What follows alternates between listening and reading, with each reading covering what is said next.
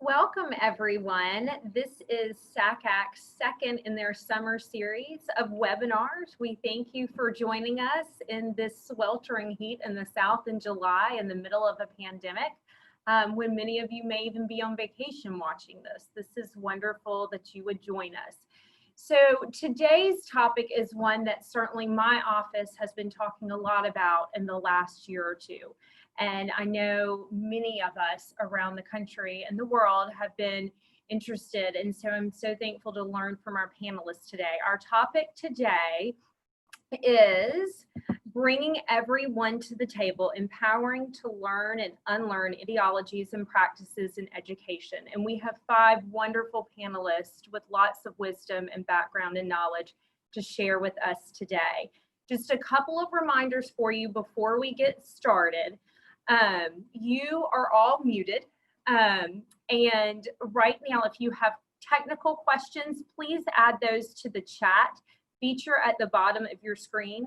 If you have questions for our panelists, if you will write that in the Q&A feature at the bottom of your screen, and we're going to hold those questions till the end and discuss those live if possible. Also, this session is being recorded. So if you want to go back and watch it again, or if one of your colleagues could not make it, that's fabulous. You will see it on the SACAC member page under resources. And so I urge you to look at that again. So without further ado, we will get started, and I will turn this over to our panelists today to introduce themselves.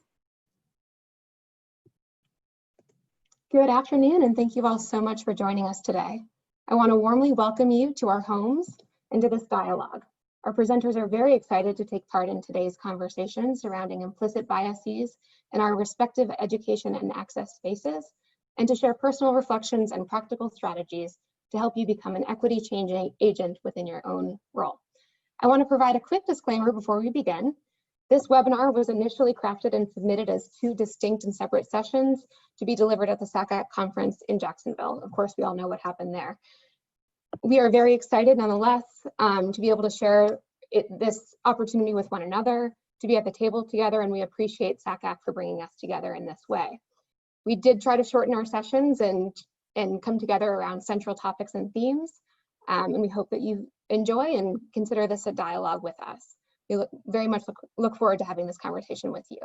Now, to begin with formal introductions, my name is Emily Herman. My pronouns are she, her, hers, and I'm a college counselor at Charles R. Drew Charter School in Atlanta, Georgia. I previously worked in undergraduate admissions at Brandeis University, which is also my alma mater, and I'm currently pursuing a master's degree in diversity and equity in education at the University of Illinois. I arrived at this work because I ultimately don't want to live in a world where the voices of students of color are not uplifted, where the exchange of ideas is authentically represented of demographic diversity. I look forward to turning the mic over to my colleagues.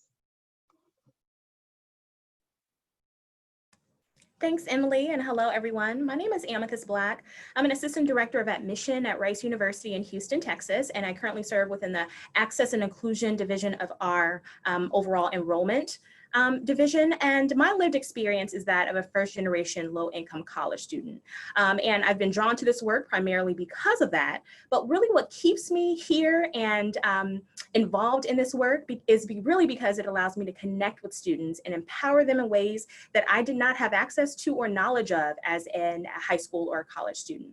My previous experience before Rice was with the National College Advising Corps through the Texas A&M chapter, Houston Independent School District, and I've been in this field about 8 years now.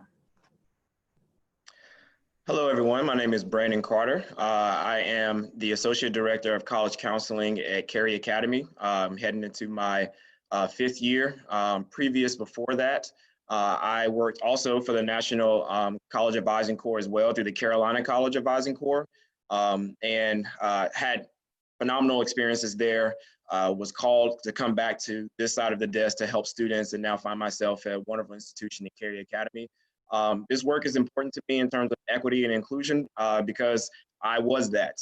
In high school, there were a lot of resources and opportunities that weren't afforded to me, but I still had great people to kind of step in and help guide me and navigate me along my journey. And so I just want to do the same thing for my students for those of color as well as those that are not. This topic is important from all angles and sides. Hi, everybody. I'm Rachel Weaver. I am the Dean of College and Career Readiness at Charles Drew Charter School in Atlanta. Very excited to be with everyone today. My experience has primarily been working in public schools in and around Atlanta. And as such, I've continued, whether that's been in the role of graduation coach, counselor, or a dean. In each of the spaces and places, I've continued to see the inequities that exist in our educational system, and certainly as students navigate post-secondary success. So I'm here today in this work to learn and unlearn with all of you, and obviously work at creating change in the systems where we see these inequities. Hello, my name is Ashley Young, and I'm also a college counselor at Charles Drew Charter School in Atlanta. Before coming to Charles Drew Charter School, I was the Honors College Admissions Counselor at Georgia State University. I also served in Upward Bound and Educational Talent Search Trio programs at North Carolina State University. So I've been a social justice and college access advocate for many years. I'm a first-gen underrepresented student, of course, in education, higher education, and so that really drives my work. Lastly, I've just been given this purpose to help students and families have fair chances and opportunities to achieve success and to go to college. I like to see education as a tool for liberation, and that is the main reason why I'm here today. This is an urgent matter, and I'm very excited to share all of our information with you all today.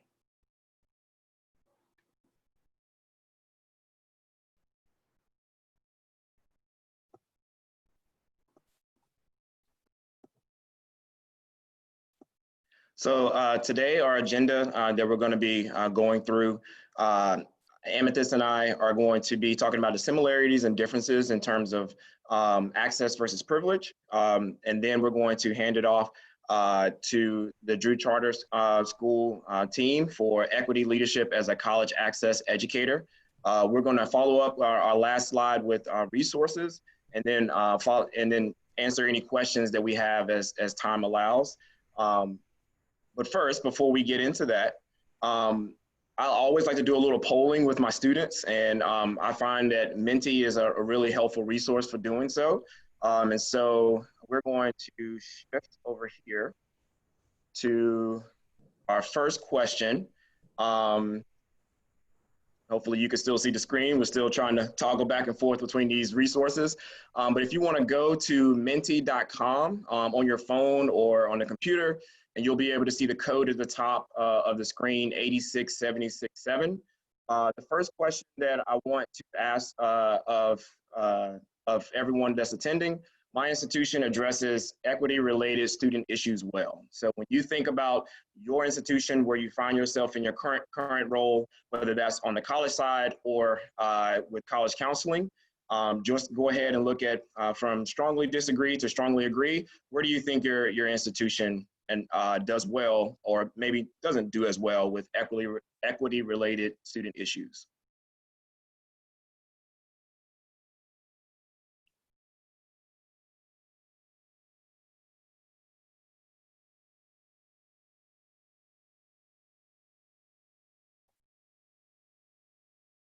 Okay, so we got pretty good amount of responses in, about 48 right now that we're working with. There's only, obviously we're pretty much straddling more so in the middle. Disagree to agree is where most people are hitting in terms of their institution and how they feel like they're addressing these issues. 2 strongly agrees.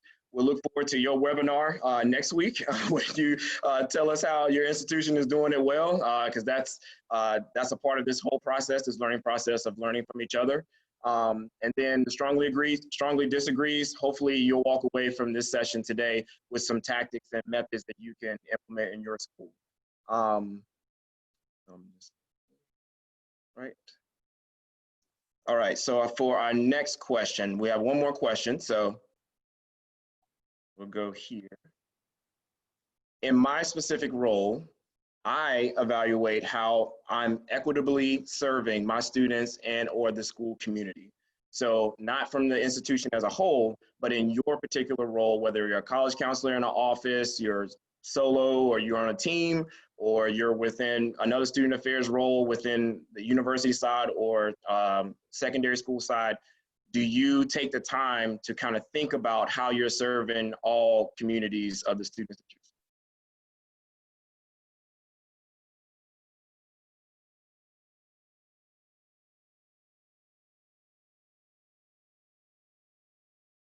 It's great. So it's like we have a number of people that are taking that time to self-evaluate, and whether you're doing that in a formal sense. I know in my in some people's office, there's a formal review process, a formal assessment of how you're serving particular communities at your school, and then in other school, and there could be just self-evaluation. That could just be how am I doing the good work that I should be doing, regardless of if I'm in an environment that is more access based or more privilege based. And that's something that me and Amethyst are going to kind of talk about within our next couple slides. So I'm going to go ahead and exit out here. Thank you all for your participation. We'll go back here. Yeah, so thanks, Brandon, for that. That was great. Love that engagement and feedback. So now at this point, Brandon and I are really just going to jump right into the content that we have to share and really share some best practices and concrete examples. So some of the things that when me and Amethyst were thinking about this access versus privilege, like evaluating how you're serving certain communities and whatever role you're finding yourself in, it was essentially we have our backgrounds in the advising corps, and we worked in that space and in that educational environment, and now we're more so working in the privilege side of things, me at Cary Academy and Amethyst at Rice. One of the first things that came to mind was programming and initiatives, and sort of seeing how those lenses change in terms of the groups that you're serving. So from the access side, it was educating students and families about the existing process. When I worked in the advising corps, a lot of my programming and things that I was trying to put forth to students and families was simply just talking about the process. How do you actually apply to college? What is financial aid? How do you apply for those, complete those applications to support your college going journey? Giving information nights and things like that, and just trying to be accessible to the respective families and students that we were serving. That was more so at the forefront of our minds to make sure that information gathering was happening. On the other side, the flip side of the more privileged spaces, targeting stress and anxiety is something that's going to present. And hear me, this does not mean that students within access spaces do not experience stress and anxiety. Mental health is real in every single community that we serve. But it's more so of, it's less of I had no idea in terms of the program or the existing process of college going. More so in these privileged environments, it's thank you for clarifying and easing my worry, right? I knew that this was a thing. I knew the process. Maybe I don't know the ins and outs of it, but now you've shared information with me to kind of tamp down that, or at least attack that stress and anxiety. So again, mental health is real in every community, but it may look a little bit different around this college going process, access versus privilege. Yeah, and then also working within a privileged space, but then also still having that access lens. A lot of programming or initiatives in general that we've really launched could look a lot like outreach, hosting fly-in programs. That way we're really able to showcase the diversity and the academic structure of the institution, of campus, of the city in which we exist, so that we can encourage students to really be as involved as possible when they find themselves on campus, whether or not that's our campus, which we hope it will be, or any other institution that they attend as well. Also, group travel is another great way to really encourage this. Students will be able to interact with multiple schools at one time in their home cities. And so that has been a great idea and a great resource for us. In addition to that as well, reaching out directly to those counselors. That's something I've been really passionate about, also coming from the college advising corps side and the counseling side of the house. But then also speaking more to the privileged groups of students, oftentimes they will not experience a hardship in coming to campus, but really it's about showcasing how our campus resources could be most beneficial for them. Really taking home or bringing home the point of how our campus can help them evolve in whichever way they desire. Also moving on here to some community partnerships. Y'all, this is key. So really making sure that we are tapping into the resources that already exist has been groundbreaking, both on the access side and also on the privilege side. And so working from the access lens, even in a privileged space, we really want to take a full accounting of who's already in the space, who's occupying the space well, who's doing things within the space that we also want to not mimic, but also share in the responsibility of. And in partnering, if they're interested in that, we can really ensure that we're able to provide the appropriate level of support and service for our students.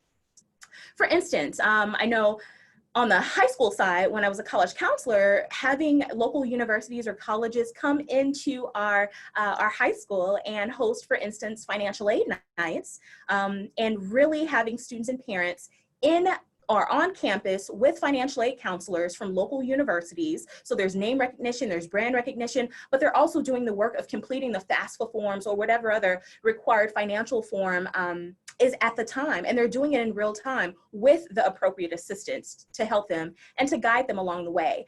We found that to be really, really not only a strategic and intentional approach, but one that really moved the needle in a way that we were very interested in doing.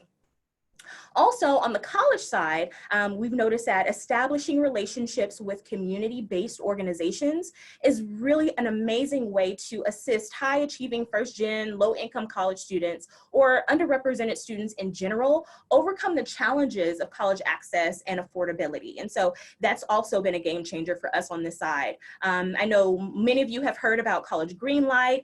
For instance, I'm in Houston, so the Houston Hispanic Forum. Also in Houston, we have Emerge, Chicago Scholars, the Jack Kent Cooke Foundation, QuestBridge, which is a huge one that we'll talk about in a moment, both probably Brandon and I, since we've had experiences with those. But there are so many other community-based organizations that have really helped to enrich this work for us. Right, exactly. And something also to add on to that, for in terms of the more privileged environments, in terms of community partnerships, like one thing that I really want to highlight with Cary Academy is that we built a Center for Community Engagement. We're trying to get our students out into the communities that maybe they don't necessarily have touch points with on their daily basis, so that they can learn about the disparities themselves within the higher education realm, right? So teaching our students in the local area about housing discrimination and about racial inequality in terms of job applications and things of that nature. Teaching our students that maybe they are in a privileged space, but they're going to be the change agents. They can be the change agents moving forward from their space, from secondary on to the higher education side. So I think it's all important work that we're serving those communities, as well as sharing information with our students so that they can also join in the conversation and the fight. Moving on to finances. So access side, this is nothing new. A lot of the programs in terms of access work tends to be more grant funded or sponsored by donations. That means that every dollar has a purpose. I know when I was in the advising corps, we had to make sure that our programming and school counseling tours or campus tours with our students and things like that, like we had to make sure that this is a particular reason why we're going to see these schools, right? And exposing these set of students to that particular school. We couldn't just hop on a bus and just go whenever we wanted to, which would have been great, right? But obviously, you know, budgets have limits, and we had to work within those confines to make sure that we were proving ourselves, like the methods and practices were being proven effective in helping students attend college. On the flip side of that, in terms of privilege, right? We are still good stewards of our budget, right? Rice and Cary Academy are not just throwing money everywhere haphazardly. We are thinking through those things, but those larger budgets do bring opportunities, right? They also bring the opportunity for if something doesn't necessarily go right, if our planning or our programming doesn't necessarily hit our goals, that's okay. there's probably a little bit more space, grace, and financial pivoting that we can then move on to maybe other planning that may work. That might not be the case so much in the more access environments because they are so tied to their budget. Mm-hmm. And even on the privilege side, working with some of our students who come from access work and the work that we've done either in the community or once they're admitted and are currently students on our campus, making sure that those students have the tools to be able to effectively budget plan. Oftentimes students will receive a refund check, if you will, and so having to budget those resources for the remainder of the semester is really something that is a skill set that they should develop early enough so that they aren't spending their money in other areas. And so having resources available like that through the financial aid office, equipping students who are currently student workers within the financial aid office with the appropriate information so that they themselves can also educate their peers in addition to the staff members as well, has really been a helpful idea. Okay. So now we're actually going to delve right into the micro side of things. So thinking about how things are working more so more specifically within our work and our roles, something that came up first when Brandon and I were first discussing this presentation was how much things have changed now that we're in the virtual space. And so really wanting to highlight how we're still able to connect with students, guiding them virtually still in a very effective way. So on the access side, we may see things like hardware or software differences, like literally not even having access to the tools in which they need to complete their work, complete their tasks. But then on the privilege side, there's typically just differences in maybe user knowledge. So essentially the tools are here, but how are we going to best utilize these tools? And so I've seen other institutions or just programs in general have initiatives that they are able to equip students with hotspots and laptops, as well as maybe having Wi-Fi centers where students are able to actually come to one space and work on the things that they need to once they have those tools. But then also being wary of Zoom fatigue. I know we're on Zoom now, which is a great resource, don't get me wrong. But we also want to make sure that we're still engaging in students in ways that works for them. So oftentimes, leveraging social media, maybe that is looking like you going live, or maybe having a student go live and doing a day in the life of, and so other students can really see that and connect with that on a different level, but really leveraging other tools that students are currently using, in addition to Zoom, which is an amazing resource, but really to reach them in multiple ways. Right. And so moving, finances is typically the elephant in the room, and it doesn't change from access, definitely not in access work, but it doesn't change so much for privilege, but it may look a little bit different, right? And so with the access side, a lot of my conversations with my students and families, the financial conversation came first, and then the rest of the college list and what schools are we going to go see and those type of things if we're going to go visit, right? That was more so the conversation. Also, regrettably, there were a number of students who had to choose. They ultimately made their choice in what school they were going to choose based on the cheapest option compared to the best fit option, right? And they're looking at those financial packages, they're understanding the gaps, they're understanding how much the level of phones are in the packages, things like that. And so they say, Mr. Carter, that's not going to happen. I'm going to this other institution, which is, could still work out in their favor. But in terms of best fit, that's really a conversation that is more so afforded to people who can afford college, right? They're not necessarily having to worry about those gaps. And so on that side, a lot of the question that I get, or the conversation with the students that I work with in more privileged environments, and this more so comes from parents than so much the students, but what's my return of investment on X college? They have that choice. Their buying power is a lot higher. And so they have that choice in terms of what is the ROI. I hope and pray for a day that where all of our students, wherever they're coming from in their communities, have that choice, right? We should be working towards and building on our community partnerships to make sure that all students have that option of saying, what's going to be the best fit for me and the best return on investment. It is, return on investment is an important concept, especially given our country's student loan crisis that we have right now. And that's everyone's a part of that conversation and needs to be a part of that conversation. So that's something that might be a little bit of a dichotomy, whether you're in access work versus more privileged environments. Yeah, and then also delving straight into the campus support that exists, we know that on the access side or doing access work, advocating for students in a cross-campus network of support is going to be vital. We know that connections with other entities, other offices matters, and it could really make the difference in a student's experience on your campus. Working in a privileged space, oftentimes self-advocacy for some students is not going to be as much of a hurdle, but just making them more aware of the resources that exist. So then doing access work, something that has worked or that I've noticed in general in other institutions has been to make sure that you're taking note of themes, especially on the admission side. If there are things that we are noticing within the essays, within certain things that students are writing about, anything that's thematic that seems to be a trend, maybe sharing that information with the appropriate support offices on campus so that they're able to best prepare themselves to provide the requisite level of support for those students. So they're not just coming in, floundering around, that they're coming into a supportive network already from day one or even before. At Rice, for instance, we have something through our Student Success Initiatives Office that is for first-gen low-income support. And so it's essentially a peer mentoring program. They also engage in training for staff. I myself have been trained as an ally.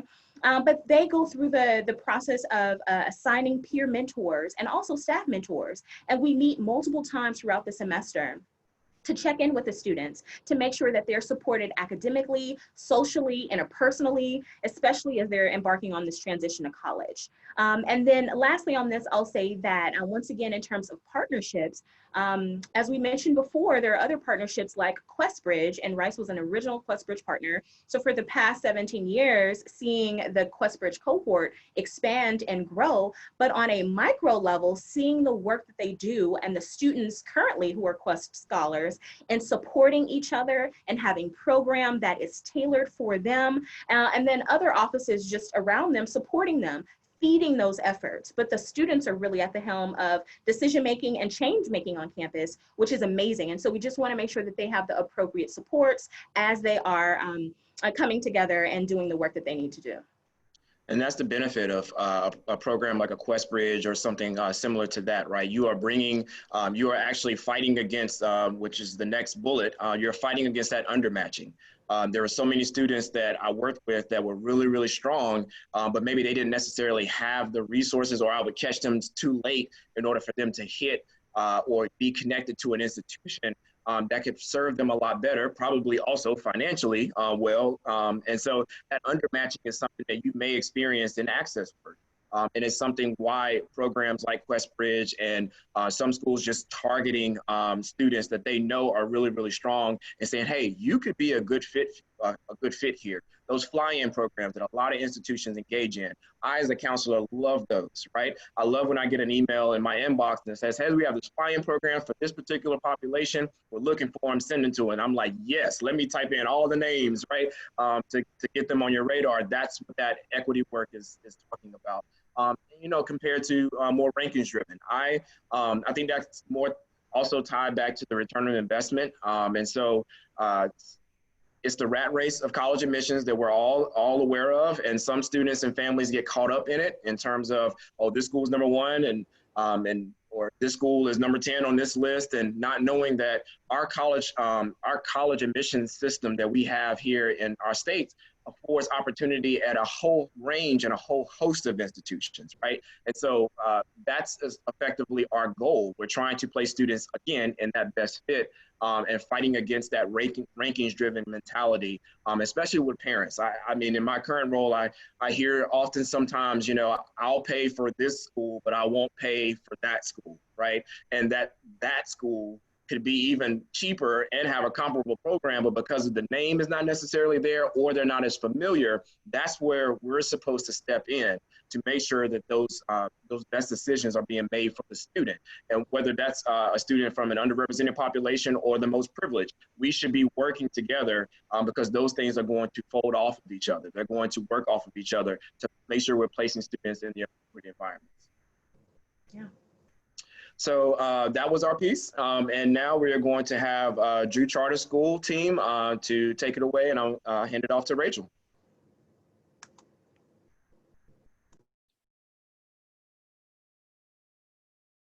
Awesome. Well, thank you, Brandon and Amethyst.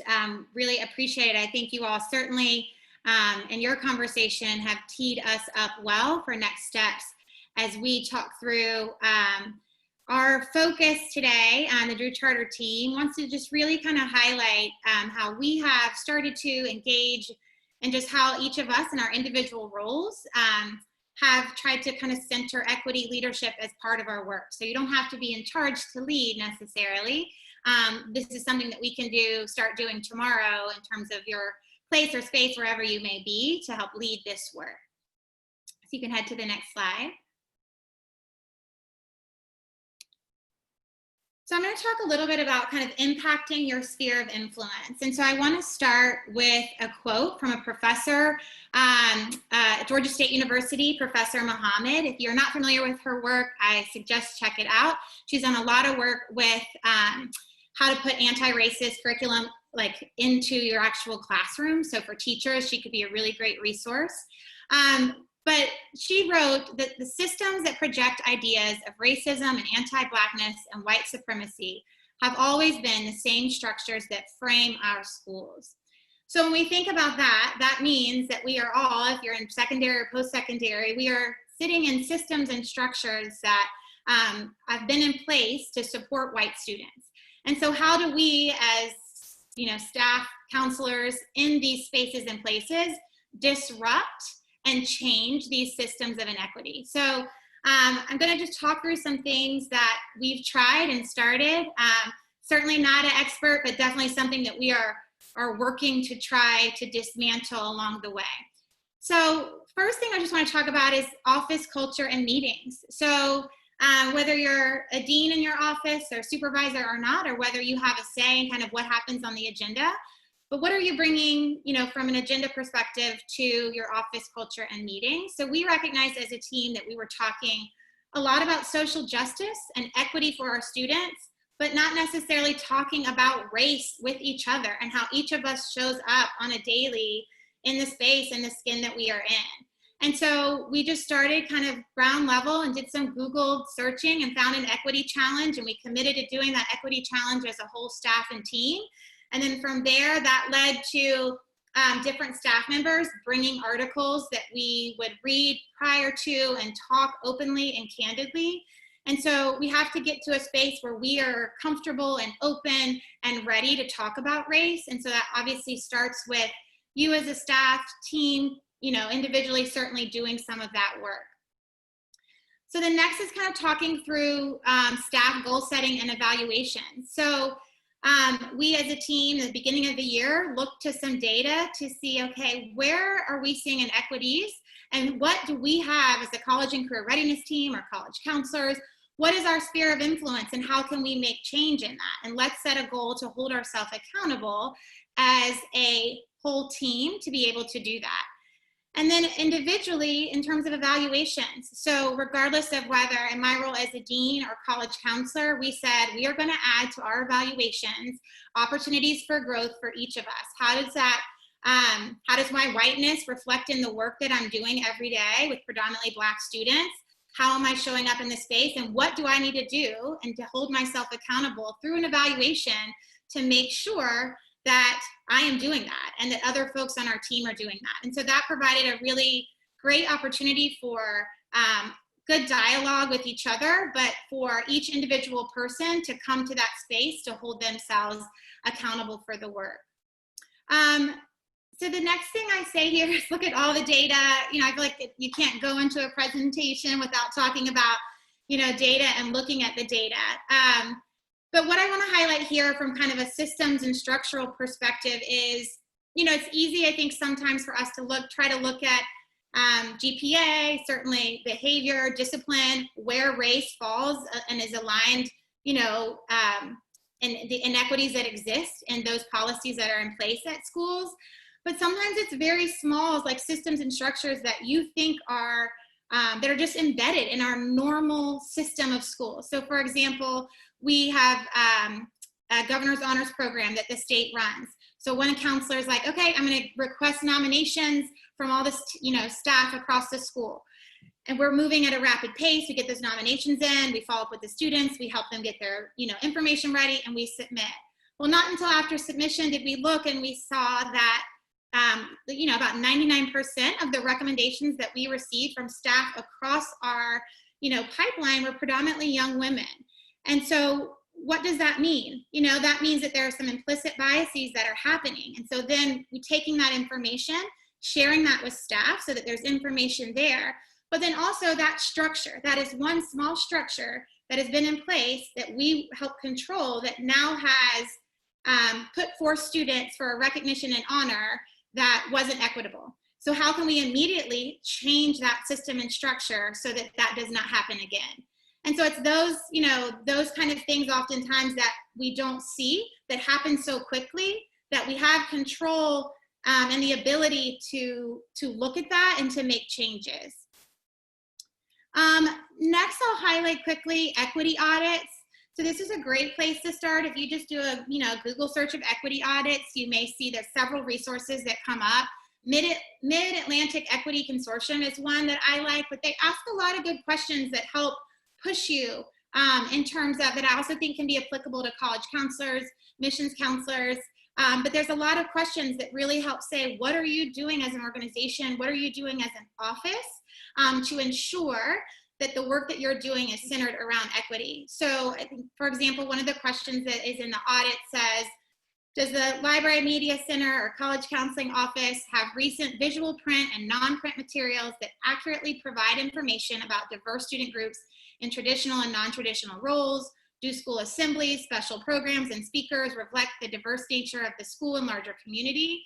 And so it's really important that and I challenge yourself and challenge your teams to look through these questions and say, where are we missing the mark? And how can we ensure of the processes and structures that exist in our school that we are making sure that, there's equity there. And then I'll talk about kind of the last two somewhat together, but kind of structure for awards and recognitions. When we think about programs like a National Honor Society, oftentimes students, there are criteria and stipulations, many. I did a quick Google search. I know what our criteria is, but I did a quick Google search to see NHS. Oftentimes there's, if you've had out of school suspension, 10th, 11th grade, you're out. Oftentimes people take the NHS grade point average and they have it higher, which excludes more people. And what I would say is, who are the students that you're including, when and where you do this, and what structures, again, are put in place that leaves people out. So NHS was another example for us where we realized we did kind of an open application. We got our applications in, and when we looked at the applications, young Black men who were eligible did not apply. And so why is that? And so we have completely changed just how we operate and how we reach out to students that are eligible so that we ensure that there is access there. Because again, the systems and structures, I often say, like, if there's an application for anything in your school, then that's the data you need to look at, and that's the data you need to tackle and look at who is being left out and why. And often it comes to privilege and access and finances, right? And race that leaves people out when in essence they should be in. And so I just kind of bulleted down here some things that we've really tried to make sure that from an access standpoint, we have really tried to think through our college tours, travel abroad experiences, our AP program, so that we say, okay, hey, if there is some application or structure in place, then we need to break that down. I think that's it for me. I will pass it on to my colleague, Ms. Herman, who will take it from here just in terms of some other ways that individually you can begin to, go ahead, Emily. All right, thank you so much, Rachel. I want to begin by sharing a quick story that brought me to this conversation today. I think I've already mentioned I spent 4 years working in undergraduate admissions at Brandeis University, which is a private liberal arts college with a strong ethos and commitment to social justice, tolerance, and inclusion, with which I closely resonated. I spent 4 years there in admissions, recruiting primarily here in the South, which eventually led to my transition to Drew Charter School here in Atlanta. During that time, I oversaw scholarships and initiatives that promoted diversity on our college campus. Coming to Drew, as I'm sure it was for many folks, the first year in college counseling was challenging. It was difficult and brought a lot of things into the light for me, which is what I want to drill into today. It was the first time in my profession that my intentions as a self-proclaimed social justice advocate were called into question. It was brought to my attention that by some of my Black students who were on my caseload, that they did not feel that I was as strong a supporter of historically Black colleges and universities, and that their decisions to apply to HBCUs were not as celebrated as they would have been had they been applying to PWIs. I remember receiving that feedback from them being crushed. I remember feeling incredibly defensive of myself, my intentions, my identity as a social justice advocate, my own CV, my education, and so on. The thought of intentionally undermining students' aspirations was entirely antithetical to my desires to become a college counselor. The more I believed that narrative, the more defensive I became. I remember quietly searching for data on HBCU outcomes that I hoped would affirm the approach I had taken. More broadly, and perhaps more dangerously, I clung to the notion that I, a progressive person who had devoted my career to educational access, had immersed myself in the academic language of equity and inequity, could not be guilty of this type of microaggression, let alone be racist. In her book, Robin DiAngelo described that feeling as the deep moral blow, a kind of moral character assassination. That's exactly how I felt. After all, as I said, I've read the books, I had attended the lectures, done the PD, as so many of us have. I believe that this is too common a trap for myself and for my white colleagues. We grow up with the attitude that if we vote a certain way, we post certain things on social media, or if we hold certain positions, or even serve marginalized persons, that we have arrived at a place where we can't be racist or act upon our deeply ingrained implicit biases that we may not even be aware that we have. I'm speaking now directly to my fellow white people in this space and in this session, particularly white women in the counseling community. I share this story as a turning point in my career and in my life. It was the beginning of my conscious unlearning, or in other words, ridding myself of old ideas and thought habits to make way for new knowledge and growth. It was uncomfortable for me, and that's definitely a good thing.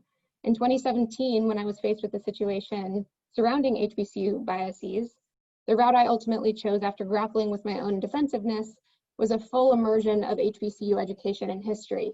I committed myself to the conscious unlearning of those implicit biases that I had cultivated over the years that led me to think that PWIs, particularly those selective ones, should be held in a higher esteem and would better equip me to support, or would be better equipped to support my students rather.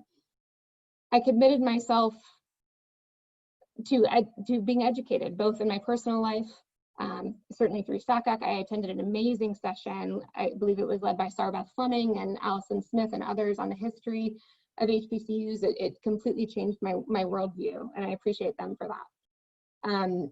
I also put a lot of intention on increasing our students' exposure to HBCUs, both through building partnerships with admissions representatives, bringing folks to campus for college fairs, and so on.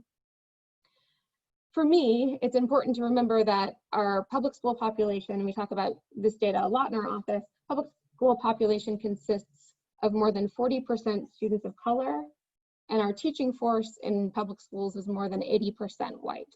With this overrepresentation in schools, and again, I'm speaking for myself here, white women are capable of causing great harm in how we remain complicit in affirming and upholding systems of oppression. We can't rely on our personal leanings, our voting records, our job title, the clubs or affinity groups to which we may have taken part in college or even today to call ourselves agents of change. We also can't rely on biannual diversity trainings or hide behind our colleagues of color or students of color to be on the front lines of this work. We need to be less afraid to acknowledge and address race, address our own privilege, and with ourselves and among ourselves, as well as with our students. Our intentions to be anti-racist aren't good enough. It requires the work of building critical consciousness as counselors and reframing our entire belief system around secondary and higher education. The systems that were designed, and this is what I really want to drill into, these systems were designed to serve us, but not many of our students. Of course, it was W.E.B. Du Bois who said, "A system cannot fail those who it was never meant to protect." The reality is that this system is working exactly as it was designed to. I felt it was important to take a moment to engage here with you all in some critical self-reflection. As I kind of close out that story, I want to turn now to some critical self-reflection together, hoping that we can really sit and reflect on some of these questions that have been driving me in this work recently. I want you to ask yourself where and how you fit into this system. Alert yourself to the positionality you experience as a human being and as an educator. Ask yourself what brought you here today, what brought you to this webinar, and what do you hope to gain from this discussion? Take a moment to position yourself among your intersecting identities and reflect on the privileges you have amassed in your educational journey. Then consider whether you are using said privileges to uplift voices of color, marginalized voices, to break down those historical barriers to access. Are you creating space or are you draining it? Are you bringing others to the table with you? Pause here and identify a time, maybe in the past year or so, where you, like me, found yourself stuck in your biases. How did you get yourself unstuck? What did you learn or what did you unlearn? Now, in recent weeks, as the Black At movement has taken shape, how many of you have stalked those pages worried that you might be called out and breathe a sigh of relief that it hasn't happened to you yet? Or perhaps it has. How many of you have been called out only to turn to a fellow white colleague or friend looking for affirmation that you aren't a racist, that your intentions were the right ones, or perhaps that the student, colleague, parent misinterpreted your, quote, good intentions? Are you operating within a good-bad binary in which you believe that your level of education or liberalness firmly plants you in the, quote, good category? Now, more specifically, as counselors, who are the institutions and representatives we bring to our dean's panels, our case studies, our college fairs, and why? I know Brandon and Amethyst already spoke about this in depth, but do we only speak about historically Black colleges during the National HBCU Week in September? Do we readily add minority serving institutions to our students' college lists?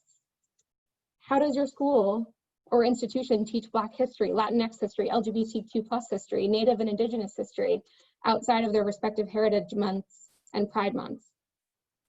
What are the ways outside of social media that you challenge yourself to authentically engage with social and racial justice? Are there ideas, practices, or beliefs that you've utilized that you have come to acknowledge are ready to be unlearned? Are you having conversations with your students, with all of your students, regardless of race and identity, about racial justice and social justice, or only your students of color? Or similarly, when discussing college match and fit with students, are you only discussing the recent hate crimes and public acts of prejudice that occur on college campuses with your students of color or with your white students too? On the admissions side, are you and your colleagues using a monolithic language and approach when discussing students of color in your applicant pool? Do you discuss implicit biases outside of your reader trainings? And finally, and this has been especially heavy on my heart recently, how are we on both sides of the desk working to shift the pressure off of students of color, particularly Black students, as to not have to share their trauma as part of their college admissions process? These are some of the many difficult questions we've grappled with in our office recently that have provided us with some structure to first be uncomfortable, but also to move through that discomfort. For me, equity leadership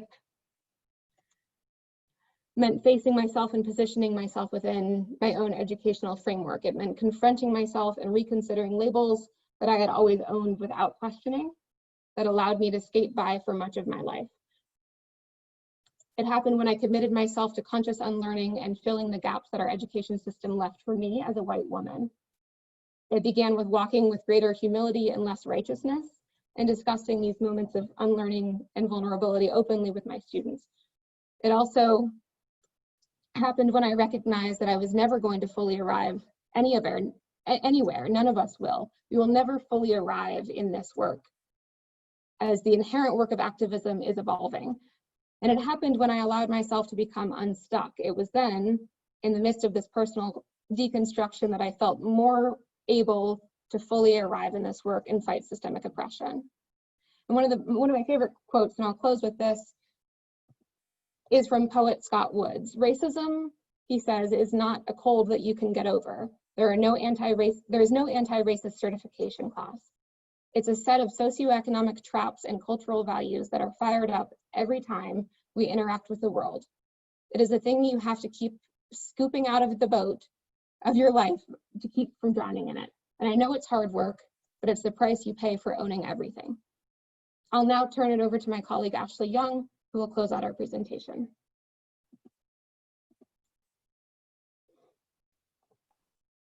Awesome. Thank you, Emily, for that very extraordinary personal reflection and info, and Rachel, of course, for providing a lot of background for how you can begin doing the work through looking at data in your sphere of influence. Again, my name is Ashley Young. I'm going to jump right in to my portion and the final portion of our presentation. And as you can see, the title of this slide says, "Equity is central to our role, not peripheral."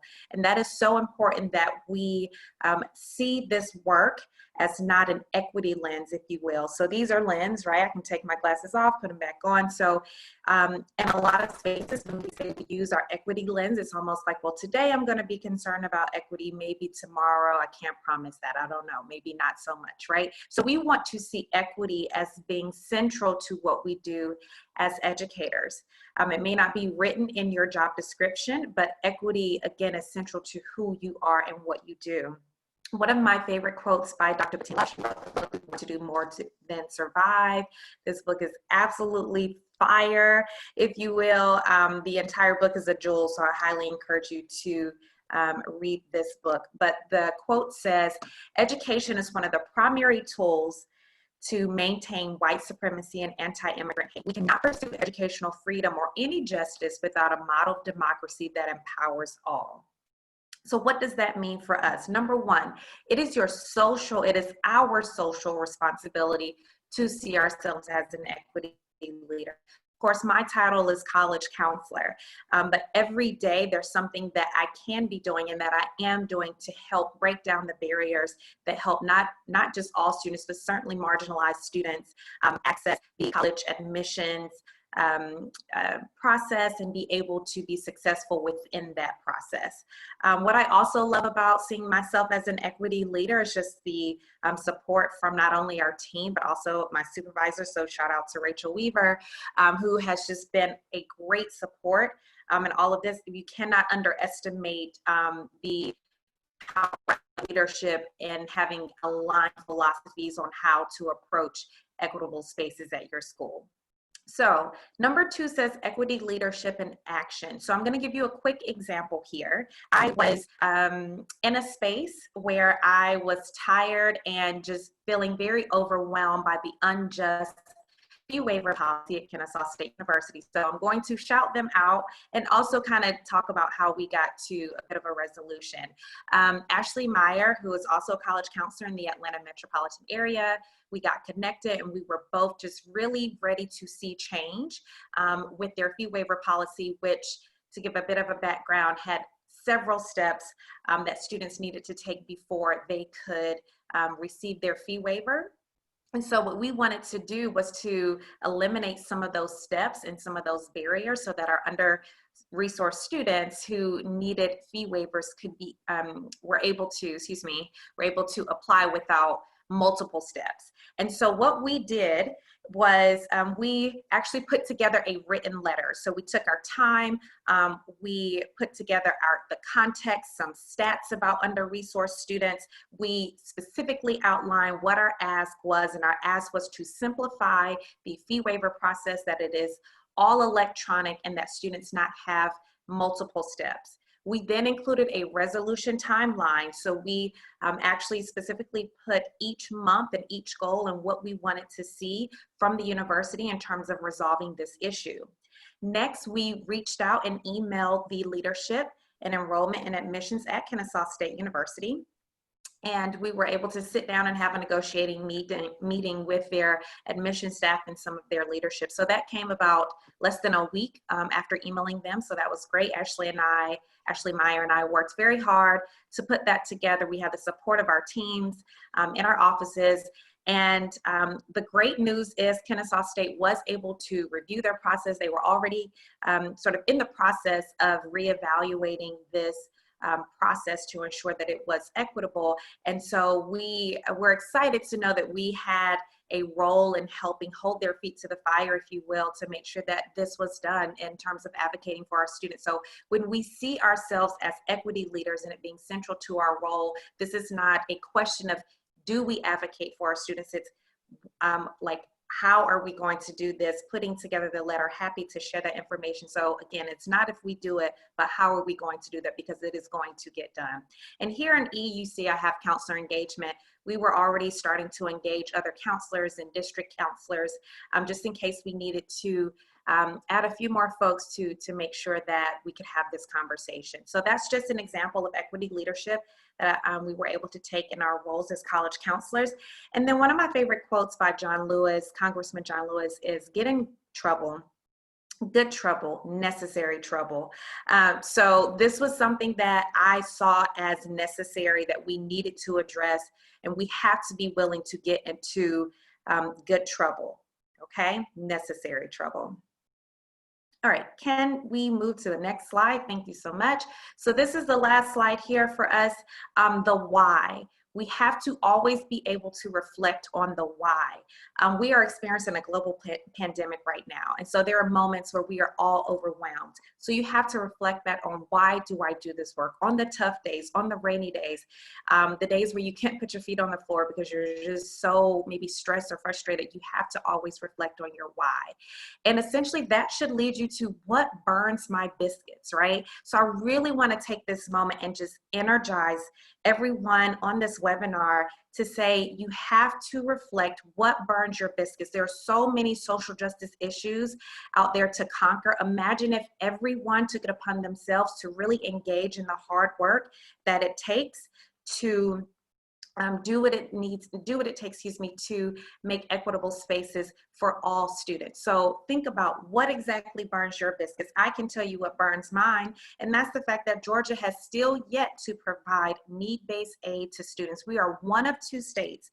We talk about it every year at SACAC Legislative Day, and I am just ready to see this change. So I'm gonna tell you a little bit about what I'm beginning to do, looking forward to working with my team and other folks and building a coalition of educators who want to really engage in what we call participatory democracy. So what does that look like?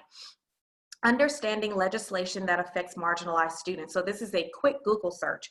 What are the bills that are being voted on in my state legislature this season? Going through, not only looking at all bills, but certainly the bills in education, but the ones that impact your students who are most marginalized. It will eventually trickle down to you if these bills are passed. So what does that look like? How can you begin to, at your legislative days, both state and federal, NACAC Day on the Hill, of course your state legislative days, but how can you begin to build these relationships with your legislators so that you can have these conversations and that you can express what needs to be done in helping your legislators understand from an educator's point of view. In Georgia, we have about 256, if I'm not mistaken, or around that number of state legislators, and maybe 6 or so have ever served as public educators. So they need our advisement. And so it is important that we know what the pulse is on the legislation so that we can actually talk to our legislators about what we really need in our school spaces. And then propose education legislation. So I am in the process of doing some research, again, still building a coalition of educators. So please contact me, please contact our team. We're excited to continue doing this work, but we need to have need-based aid in the state of Georgia. And I highly encourage you all, I know we're from all different states and such, so to think about where can you be an equity leader? Where can you propose legislation? Where can you use your voice beyond the voting booth? I was talking to my colleagues as we were preparing for this, and I said, you know, it's a shame to live in a democracy and only have your voice heard in the voting booth. How are you using your voice beyond the voting booth? And this is one way that you can. So I hope to be able to propose this state legislation with my state senator to be able to bring need-based aid to Georgia, because that really burns my biscuit. So again, you have to be able to think through What are the issues that are very important to me? What am I willing to engage in participatory democracy? And this is how we model how to be a change agent also for our students. So these are some really great ways, hopefully, that you all can see of how to be an equity leader in your role. Even as a college counselor, as a dean, you don't have to be principal, you don't have to be head of school, you just need to have a heart for equity. And so last slide here, resources. These are a few resources. I think in the chat someone asked, the book is called We Want to Do More Than Survive by Bettina Love, Dr. Bettina Love. She's a professor at UGA. She is amazing. We're going to give the presentation with clickable links so that you're able to go through, and actually the abolitionist teaching and future of our school, she's featured on that webinar. But we have books, trainings from Beyond Diversity, iGroups, NCORE, People of Color Conference, Guiding the Way to Inclusion, and a few articles that can help further this conversation and continue the good work so that you can get in good trouble, necessary trouble. So that concludes our portion. Here are resources, and I will turn it over to our moderator. Okay. Thank you so much to our panelists for their genuineness and their wisdom. I felt like I was learning so much, and I appreciate how much they gave from the heart, but along with that, how much they know and can educate the rest of us. Panelists, I have a couple of questions for you in our little bit of time that is left. One question, and this is something, Emily, I think you brought up a term that some of us had not heard before, and maybe we'd like a little bit more on this. You had mentioned something about monolithic language. What are examples of that in college admissions, and what is that actually? Monolithic language is a term used to describe when we refer to a category of people with a sameness, and we use that sameness to kind of blanket that group of people and cast, paint them with a wide brush, or cast a stereotype or a common language around them. This happens a lot in college admissions as we're referring to students of color or underrepresented students or students from marginalized backgrounds, as we will attribute a sameness to them, a same disadvantage, a same interest or something to them. It can be dangerous, as we need to certainly treat ourselves, but also one another and our students, our applicants, with the respect for their unique identities, right? Their intersecting identities and their uniqueness. So I just caution against, and this is something that we work very hard on and very actively on in our office, I caution against just painting with a wide brush and speaking about any student or the identities that they come and represent. Thank you. That makes great sense. Okay, one more question that I have, and this is a question that came up while Amethyst and Brandon were speaking. I don't know if y'all want to answer this, or our counselors from Drew Charter want to answer this. How can high school counselors and admissions counselors work together early to match students, I think particularly with need, or underrepresented students, or students that may need more help in this process? How can we help match them early and continue to support relationships on through the application process? Sometimes the students that have the most need don't come to light until late in the junior or senior year, when you're needing to hand out fee waivers and various things come up and you hear about family background. How can we work on this earlier to help match high schools with admissions counselors that may be able to help them through the process? Trisha, I think it's just what you alluded to. So the relationship, right? The relationship building component of this cannot be underscored enough. I've recently heard the phrase from a counselor that I send my students to people, not necessarily to places. And so making sure that that relationship stays intact, that's part of the reason why so many universities have a territory management model, so that we really can get to know the counselors and the students within our particular areas. That is one way to help. Yeah, I'll just oftentimes, if once they get to the end of the road and they're about to enroll at their particular institution, if I know someone that's there that can just, serve as just a good voice for them, a good advocate when they get to campus, I'll reach out and say, hey, can you, here's a virtual introduction. Can you just connect with this student to let them know you're here, to how to navigate their institution? But I guess if you're looking more on the secondary side, the students that you're bringing into your institution. And you can identify them based on a lot of different metrics, right? So at least at Cary Academy, we know that when we have low-income students or students who might need a little bit more of a hug or love in our community, we make sure that we put them in the stronger advisories, right? So we have an advisory system. We make sure we put them in a stronger advisory to make sure they are being attended to and that they know where the resources they can go to. So you can actually identify, not label, don't label the students, but you can identify them and make sure that those are wrapped around them so that they know that, oh, I've met Mr. Carter, even though I'm a ninth grader and the college process doesn't technically start until 11th, I know that I can reach out to Mr. Carter if I have questions or my parents have questions, even as a freshman or a sophomore student. So that's how you can be intentional with that. Wonderful. Well, thank you. And we do have everyone's contact information, or our panelists' contact information to share with you now. It should be popping up on your screen momentarily. There we go. If you have more in-depth questions or thoughts or some dialogue you would like to engage in, please feel free to contact any of our panelists that spoke today. They welcome further emails and comments. And again, we'd like to thank not only our panelists for all of this wonderful knowledge, but also for all of you for taking time in the middle of your day in July for joining us. And we hope you'll join us for more SACAC summer webinars. Thank you so much. And remember, this is being recorded, so you can watch it again later for more knowledge or share it with others through the SACAC membership page. Thanks so much and have a wonderful day. Bye-bye.